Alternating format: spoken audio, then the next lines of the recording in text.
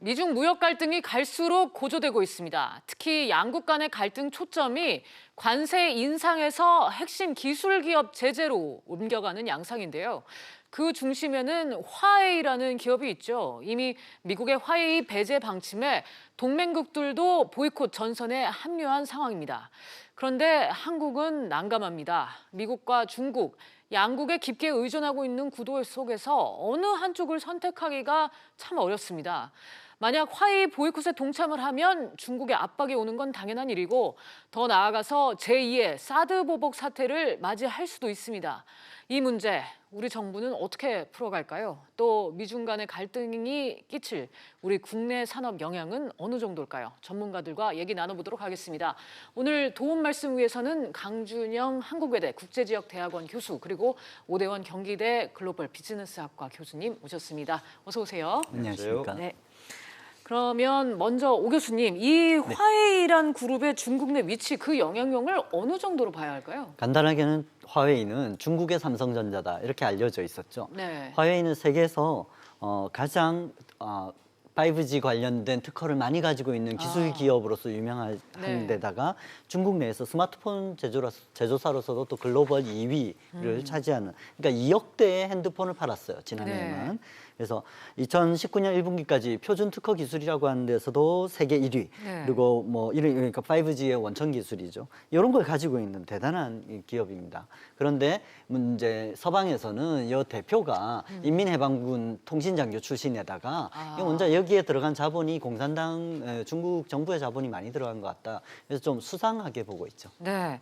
강 교수님, 지금 미국이 화해에 대해서 압박을 키우고 있다는 거, 사실상 협상에서, 그러니까 무역 협상에 있어서 우위를 차지했다 이런 걸로 해석이 되는 건가요? 뭐 일단 트럼프 대통령이 또 그런 표현을 썼습니다. 네. 그 무역 협상에서 화웨이 건을 가지고 딜을 할 수 있다 이런 네. 표현을 썼는데 사실 화웨이 문제는 뭐 최근의 문제가 아니고요. 화웨이 보고서가 이미 2011년부터 미국에서 나옵니다. 그리고 이미 언젠가는 벌어질 일로 생각을 했었던 건데 이게 이제 문제는 트럼프 대통령이 지금 사실 그 대선 전국에서 우위를 점하기 위해서 자기 표밭을 좀 지켜야 되잖아요. 네. 그 우리가 이제 트럼프 대통령을 지지하는 소위 농가들 네. 이제 팜벨트라는 표현을 쓰는데 여기에 대해서 약 19조 원 정도의 농업 지원 보조 자금이라고 그럴까요? 지원 자금을 하겠다고 한 자리에서 이런 표현을 썼어요. 그러니까 결국은 미국도 끝까지 가자는 것보다는 네. 일단은 화웨이에 대한 강경 태도를 유지하면서 이 화웨이라는 데가 지금 오 교수님 지적하셨지만 중국 기술 굴기의 상징이란 말이죠. 네. 여기를 타격을 가한다면 이게 보다 미국이 원하는 무역 협상을 끌어내는데 유리하지 않을까 하는 그런 분명한 의도가 담겨 있는 것 아닌가 이렇게 네. 단기적으로는 볼 수 있고 좀 더 장기적으로 보면 무역, 그다음에 기술, 그다음에 환율 이렇게 흘러가는 미국의 대중 견제의 네. 어떤 흐름 속에 들어가 있는 거다 이렇게 봐도 될 것 같아요. 알겠습니다. 지금 미국 주요 동맹국들, 특히 화해 퇴출에 대해서 미온적인 반응이었던 영국 기업들도 입장을 바꾼 상황이 됐습니다. 먼저 미국 도널드 트럼프 대통령의 발언 듣고 돌아오겠습니다. No country has veto on America's economic and national security. Can't let that happen. 오 교수님, 지금 기업 타격보다도 미국의 눈치를 더 봐야 하는 상황인가요?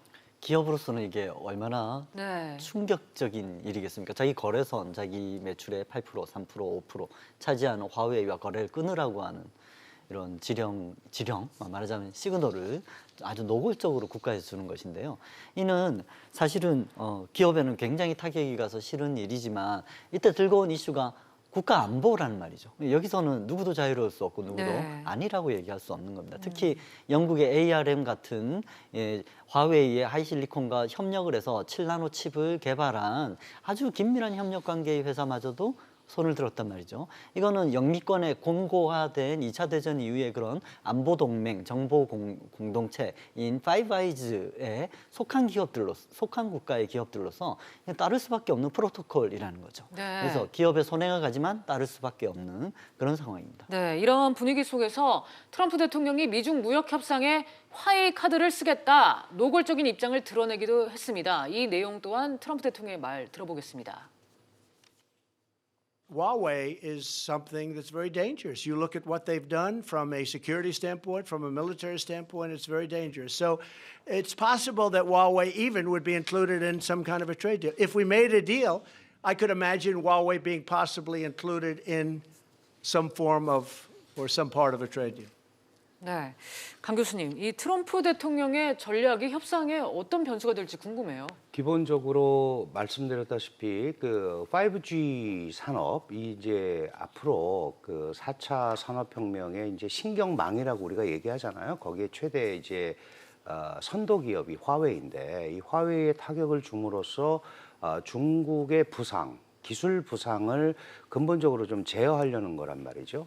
그런데 지금 이것만 가지고 그러는 게 아니고 잘 알다시피 세계의 CCTV 시장을 또 장악하고 네. 있는 그 기업이라든지 그다음에 드론 기업이라든지 이런 기업에 대해서 일련의 조치들을 내놓고 있습니다. 그러니까 이렇게 여기서 끝나는 게 아니고 중국이 이런 딜을 받아들이지 않으면 계속 우리는 준비가 돼 있다라는 표현을 쓰고 있고요.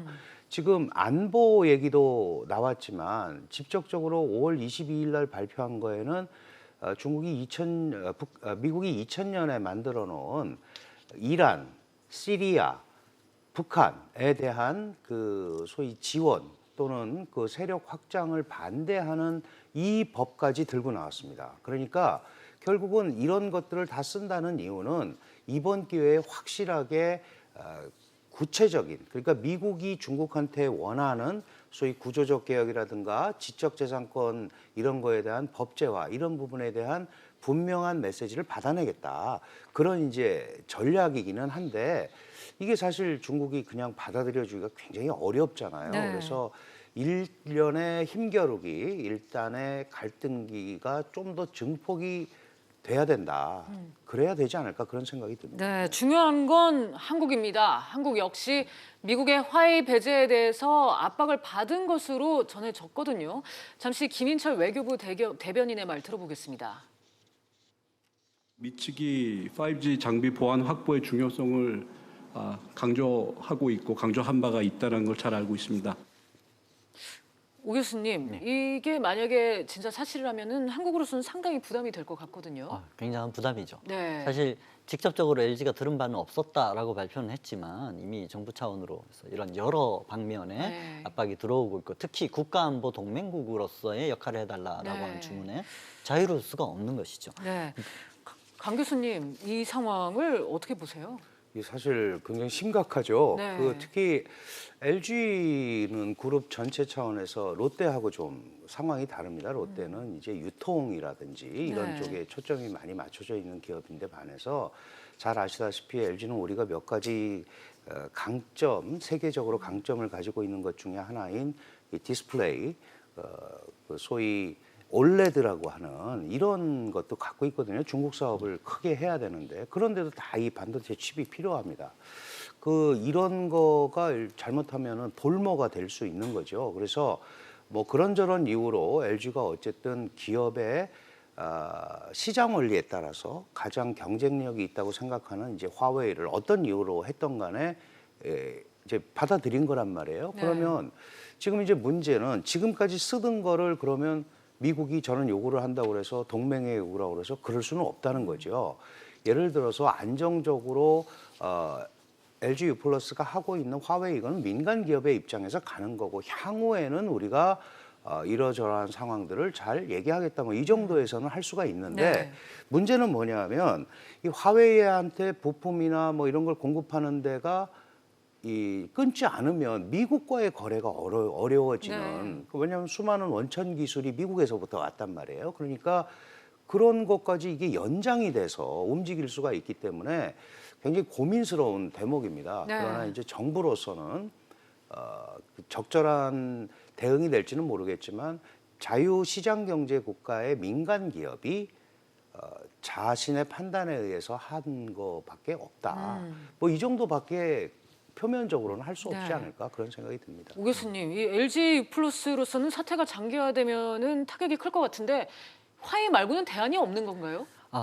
그렇지는 않습니다만 네. 지금까지 4G 시대부터 계속 화웨이 장비를 네. 연동하게 다 납품을 받아가지고 장착을 해놓은 상태에서 이 시스템에 무리 없이 잘 진행이 되는 거 그냥 민간 기업의 수지 타산과 기술적인 이점을 보면 당연히 선택해야 되는 걸 선택 못하는 수도 있겠다라는 위기감인 거죠. 사실 예 민간으로서는 우리가 화웨이에서 사오는 건 2, 3천억 정도지만 네. 화웨이로 파는 것은 여러 부문에서 12조 원 가까이를 팔고 있어요. 네. 이런데 굉장히 큰 타격을 받겠죠 장기적으로. 네. 이런 상황에서 득볼 기업은 없나요? 정말 단기적으로 네. 화웨이의 핸드폰 P30이 안 팔리면 이게 삼성전자의 갤럭시 폰이 더 잘 팔리지 않을까라고 하지만 우리나라의 이런 삼성이나 이런 기업의 반도체 매출에서 네. 3위를 차지하는 게 화웨이란 말이죠. 아. 이게 물고 물리는 정말 그 곤혹스럽네요. 화웨이 폰을 뜯어봐야 안에 네. 있는 부품 중에 대부분이 다 우리나라를 비롯한 해외 기업이란 데서 우리가 이걸 이익 본다 이렇게 쉽게 말하기는 참 어려울 것 같습니다. 네. 그런데 강 교수님 그렇다고 우리가 미국의 요구를 거절할 수도 없는 그런 상황일 것 같은데요. 그렇죠. 예, 그 사실 안보 동맹이라는 그런 개념도 있고 또 우리가 늘 가장 걱정을 하고 있는 사실 모든 국가의 지도자가 다 그렇습니다만은 경제 발전과 국가의 안전 문제에 있어서 미국이 차지하고 있는 부분이 분명히 있단 그렇죠. 말이죠. 그러니까 네. 그걸 무턱대고 또 아니라고 그럴 수는 없는데 네. 그래서 이제 제가 나름대로 이렇게 우리가 고민을 해본다면 기존에 하는 것은 최소화하면서 가고 뭐 새로 하는 것들은 기업이 알아서 판단하도록 놔두겠다. 그리고 기업은 근본적으로 글로벌화돼 있는 이 전 세계가 경제 의존도가 이렇게 그 글로벌 공급 체인이 얽혀 있는 상황에서 혼자서 이렇게 툭 튀어나와 가지고는 살 수가 없는 상황이란 말이죠. 그러니까 그건 기업이 충분히 판단을 할 수 있을 거라고 생각이 들고요. 네. 다만 이제 한 가지 걱정이 되는 것은 직접적으로 이전 사드와 같이 표적이 돼서 그러니까요. 보복을 네. 받기는 좀 쉽지 않습니다. 네. 그러면 저 일본도 있고 영국도 네. 있고 뭐 대만도 있고 여러 군데가 있기 때문에 표적이 되는 건 어렵지만 우리가 사드 보복이 아직 끝나지도 않았고 그 실제로 중국은 안 했다고 그러고 그리고 사실 진행이 되고 있는 면도 있고 그리고 무엇보다도 상처들을 많이 받아가지고 우리가 영향을 아무래도 제일 먼저 받게 돼 있지 그렇죠. 않습니까? 그러니까 네. 나서서 뭐 이럴 필요는 없다. 네. 다만 한국이 갖고 있는 현 상황을 충분히 설명을 하고 뭐 예외가 될 수는 없지만 설명을 하고 이 부분을 넘어가야 되는데 지금 오 교수님 굉장히 중요한 말씀을 하셨어요. 완성품은 경쟁자지만 부품은 협력자들입니다. 그렇군요. 전부 미국, 중국, 한국 다 마찬가지죠. 네. 그러니까 이런 얘기들을 하면서 좀 유화시키는 이런 작업들이 필요하지 않을까 이렇게 네. 생각합니다. 오 교수님, 이런 정말 어려운 상황에 놓여 있는데 정부가 어떤 선택을 할 수 있을까요? 해야 할까요? 정부로서는 정말로 지금 강 교수님 지적해 주신 것처럼 이럴 때일수록 정말 묘한 운영의 네. 묘를 살려서 네. 우리로서는 어쩔 수 없이 국가 안보에 해당되는 것들은 미국의 얘기를 들어줄 수밖에 없지만 가능한 모든 분야에서 협력하는 이런 그 협력자의 관계를 계속한다라고 하는 시그널을 물 위와 물 아래에서 좀 다르게 많이 줘야 될 것 같습니다. 정말 어려운 상황인 것 같습니다. 한편 이제 미국 정부가 자국 통화 가치를 절하하는 국가에 상계 관세 부과를 추진한다 이렇게 밝힌 상황입니다. 강 교수님, 이번 조치 역시 중국을 겨냥한 건가요? 그렇죠. 기본적으로 모든 게 중국에 초점을 맞추고 있는 네. 거고 이게 이제 환율 조정을 통해서 그 무역의 이익을 보려고 한다. 이게 이제 대표적으로 미국이 중국에 대해서 지적하는 불공정 관행의 하나거든요. 특히 이 중국 제조 2025 같은 경우에도 네. 보면은 국유 기업에 소위 보조금을 줘서 가격 경쟁력을 생기게 하고 그다음에 환율을 조정해 가지고 무역 이익을 본다. 근데 우리도 한국도 환율 관찰 대상국입니다. 조작국은 아니지만 그러면 이게 잘못되면 이 파급 효과는 정말 전 세계적으로 가는 거거든요. 네. 그렇기 때문에 인위적으로 조절하지 말라는 메시지를 지금 보내고 있는 겁니다. 아. 다른 게 어려워졌다고 네. 환율을 인위적으로 조작해서 그거를 상쇄하려고 네. 하면 그거에 맞는 상계 보복이 관세 될 그거를 것이다. 다시 채워넣겠다라는 뜻이니까 인위적으로 만들지 말라는 메시지이기 때문에 중국을 겨냥해서 100% 가는 거다. 다만 네. 우리도 자유롭지 못하다. 알려진 바로는 지금 중국이 1조 1,000억 달러, 그러니까 세계에서 가장 많이 미국 국채를 보유하고 있는 걸로 알려지고 있습니다. 오 교수님, 이 중국이 이 국채 카드를 이용해서 대응할 것이다, 이런 예측이 나오는데 맞습니까? 전문가들 중에서나 네. 민간에서 그런 지적들이 있었고 실제로 그 카드를 만지작거린 적도 있었어요. 아, 며칠 네. 전까지도. 그러나 1조 1,000억 달러의 이런 재무성 채권을 가지고 있는 나라가 중국 말고 또 없다는 점에서 이걸 시장에 내놓을수록 네. 중국한테 제일 큰 타격이 됩니다. 이 왜 가격이 그럴까요? 수요 공급에 따라서 네. 공급이 많이 쏟아지게 되면 국채 가격 자체가 떨어지니까 아. 외환 보유액의 평가 절하가 일어나게 그렇게 되는 되겠죠. 거군요. 네. 예. 게다가 지금 이렇게 미중 무역 전쟁이 장기화될지도 모른다라고 하는 이런 위기 상황에선 국채는 또 이 안전자산의 시그널을 주는 네. 것이죠. 그러니까 또 내놔봐야 중국만 손해보고 이거 사가는 쪽이 이익을 보는 것을 중국이 실익이 없을 것이라는 그런 평이 나오고 있습니다. 네. 자, 지금으로서는 일단 희망을 다음 달 말에 진행될 G20 정상회담의 기대를 좀 해봐야 될 것 같은데, 강 교수님은 어떻게 전망하세요? 저도 뭐 지난번에 나와서 말씀드렸지만 6월 28일 오사카 G20 정상회담에서 그래도 흐름을 좀 잡지 않겠느냐 그랬는데 이렇게 계속 미국이 강공을 펼치면 그러니까요. 미중 간 정상 만남도 자칫 쉽지 네. 않을 수도 있습니다.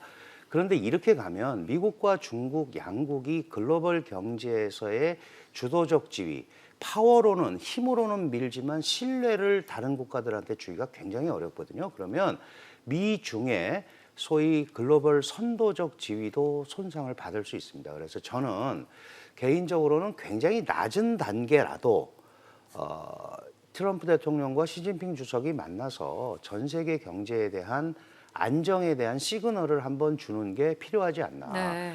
그 회담장에서 직접 사인을 해서 무역 협상을 타결하기는 여러 가지 상황으로 어렵고, 다만 이걸 우리가 안정적으로 관리해 가면서 연말이라든지 언제까지 네. 좀 하겠다. 자칫하면요, 7월 1일 날 지금 나머지 3천억 달러에 대한 관세가 부과되게 돼 있어요. 그러면 이거는 이제 수습 불가능한 전쟁, 관세 전쟁으로 가는 거고, 중국 같은 경우는 버티자로 나갈 거고요. 네. 사실 이게 중국한테 좀 불리하죠. 장기적으로 가면 미국은 돈 찍어내는 나라고 네. 중국은 물건 만들어내는 나라니까 돈 찍는 나라가 좀 유리하지 않겠습니까? 네.